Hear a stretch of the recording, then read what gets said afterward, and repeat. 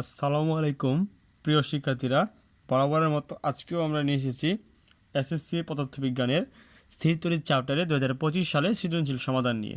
আজকে আমরা করব সিলেট বোর্ড 2025-এর ঘ এবং ঘ নম্বর প্রশ্ন সমাধান দুটি।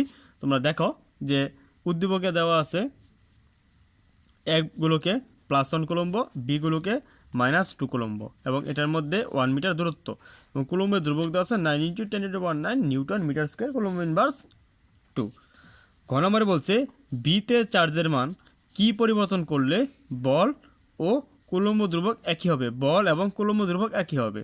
এবং ঘতে বলা হয়েছে উদ্দীপকের এগুলোকে আরও +1c আদান যুক্ত করলে পরিবর্তিত অবস্থার সাথে পূর্বের অবস্থার তড়িৎ বলরেখার বৈশিষ্ট্যের পরিবর্তন চিত্র এঁকে ব্যাখ্যা করো।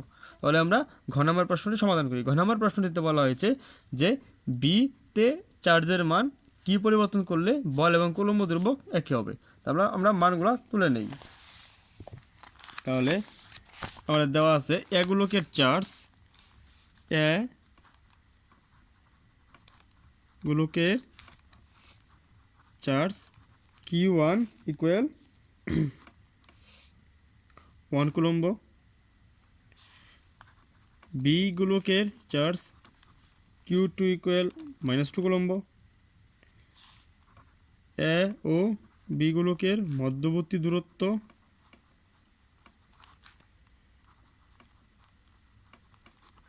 ডি হচ্ছে আমাদের 1 মিটার, কুলম্ব ধ্রুবক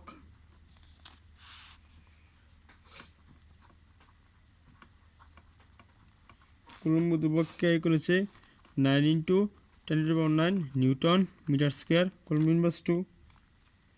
আর ক্রিয়াশীল বল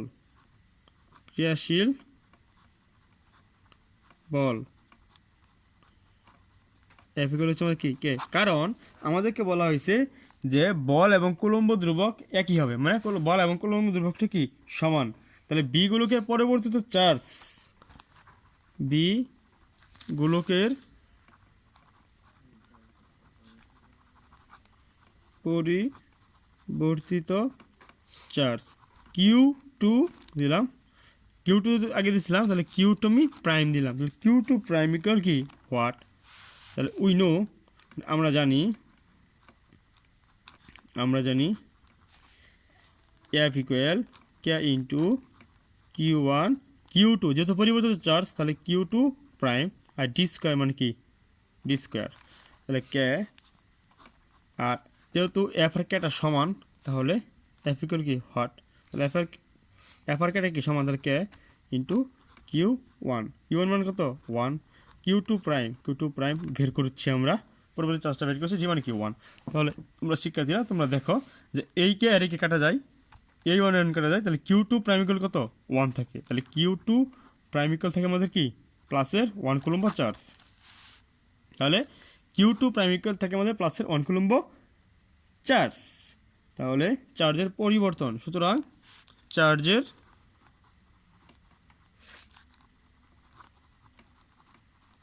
চার্জের পরিবর্তন হচ্ছে আমাদের Q2 প্রাইম থেকে Q2, তাহলে Q2 প্রাইম হচ্ছে প্লাসের 1, এখানে ছিল মাইনাস, এখানে মাইনাসের 2, তাহলে +1 প্লাসের 2, তাহলে কি প্লাসের 3। তাহলে বিগুলোকে চার্জের পরিমাণ 3 কুলম্ব বৃদ্ধি করলে বল এবং কুলম্ব ধ্রুবক কি একই হবে। এটাই ছিল আমাদের ঘ নম্বর প্রশ্নের সমাধান। এখন আমরা বড় ঘ নম্বর প্রশ্নের সমাধানটা সমাধান করব, ঠিক আছে। তাহলে ঘ নম্বর প্রশ্ন দেখি কি আছে।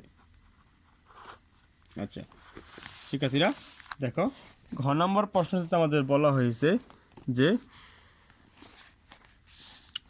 উদ্দীপকে এগুলোকে হচ্ছে আমাদের +1 কুলম্ব, উদ্দীপকের এগুলোকে আরও 1 কুলম্ব আধান যুক্ত করলে পরিবর্তিত অবস্থার সাথে পূর্বের অবস্থার তড়িৎ বলরেখার বৈশিষ্ট্য পরিবর্তন চিত্র এঁকে ব্যাখ্যা করো।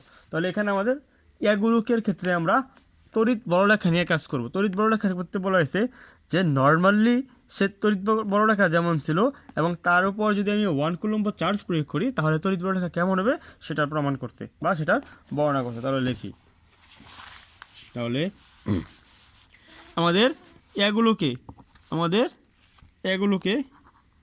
এগুলোকে চার্জ ছিল প্লাসের 1 কুলম্ব, ঠিক আছে, এটা আমাদের এগুলোকে চার্জ ছিল।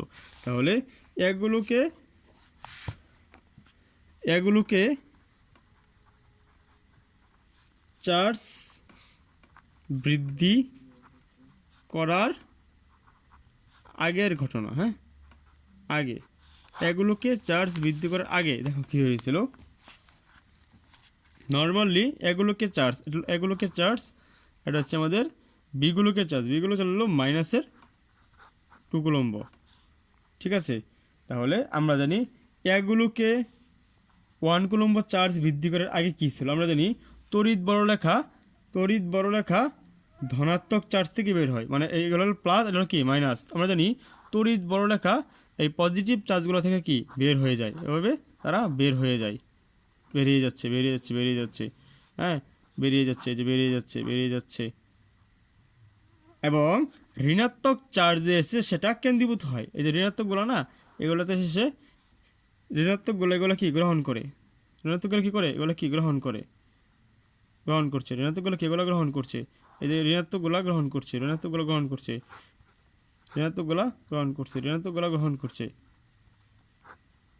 অর্থাৎ তড়িৎ বড়রেখা পজিটিভ চার্জ থেকে বেরিয়ে যায় এবং নেগেটিভ চার্জের ক্ষেত্রে সে কেন্দ্রীভূত হয়, এক্ষেত্রেও সে একই কাজ হচ্ছে। আমরা জানি চার্জের পরিমাণ যত বেশি হবে, অর্থাৎ যেখানে চার্জের পরিমাণ বেশি, এখানে ছিল 1 কুলম্ব, এখানে হলো মাইনাসের 2 কুলম্ব, প্লাস মাইনাস হচ্ছে প্লাস থাকলে হবে এখান থেকে সে তড়িৎ বড়রেখাগুলো বেরিয়ে যাবে, আর মাইনাস দ্বারা বোঝায় এখানে তড়িৎ বড়রেখাগুলো ভিতরে এসে প্রবেশ করবে। আর তড়িৎ বড়রেখা আর এখানে চার্জের সংখ্যা দ্বারা বোঝায় যেখানে চার্জ সংখ্যা বেশি থাকবে সেখানে তড়িৎ বড়রেখা প্রতি একক আয়তনে সেটা বৃদ্ধি পাবে। তাহলে যেহেতু এখানে সংখ্যা 1 থেকে এখানে 2 বড়, সুতরাং এগুলোকে 1 কুলম্ব চার্জ আদান করার পূর্বে এ থেকে বি এর আদান সংখ্যা কি, তড়িৎ বড়রেখা কি বেশি হবে। কিন্তু অন্যদিকে এই এগুলোকে আগের থেকে ছিল কি প্লাসের 1 কুলম্ব, আর এখানে ছিল কি মাইনাসের 2 কুলম্ব। আচ্ছা, এখানে ছিল পূর্বের অবস্থা, এখন এখান থেকে আরও বাড়তি 1 কুলম্ব চার্জ যুক্ত করা হয়েছে, তাহলে এটা কত হয়ে গেছে প্লাসের 2 কুলম্ব চার্জ, আর এখানে কত মাইনাসের 2 কুলম্ব চার্জ। যেহেতু এখানে প্লাস মাইনাস আছে, তাহলে এখানে যেহেতু প্লাস মাইনাস আছে, তাহলে এখান থেকে কি তড়িৎ বড়রেখা কি বেরিয়ে যাবে, ঠিক আছে, বেরিয়ে যাবে। আর যেটা মাইনাস আছে, তাহলে এখানে তড়িৎ বড়রেখা কি এসে কি সে তড়িৎ বড়রেখা এখান থেকে কেন্দ্রীভূত হবে, সে বেরিয়ে যাচ্ছে, কেন্দ্রীভূত হচ্ছে। এরকমভাবে সমান হবে, কারণ এখানে এটা কি সমান, এখানেও 2c, এখানেও 2 কুলম্ব, এখানেও 2 কুলম্ব, তাই উভয়গুলোকেরই সমপরিমাণ ভিন্নধর্মী চার্জ, এখানে পজিটিভ চার্জ, এখানে নেগেটিভ চার্জ, তাহলে উভয়গুলোকেই সমপরিমাণ ভিন্নধর্মী চার্জ থাকায় উভয়গুলোকে জন্য প্রতি একক আয়তনের বড়রেখা কি সমান। সো আশা করি শিক্ষার্থীরা বুঝতে পেরেছ আমাদের সিলেট বোর্ড 2025 প্রশ্নটি। এভাবে আরও নিত্য নতুন সৃজনশীল প্রশ্নের সমাধান পেতে আমাদের চ্যানেলের পাশেই থাকো, তন্ময় একাডেমির পাশেই থাকো। ধন্যবাদ সকলকে সুন্দর করে ভিডিওটি দেখার জন্যে, ধন্যবাদ।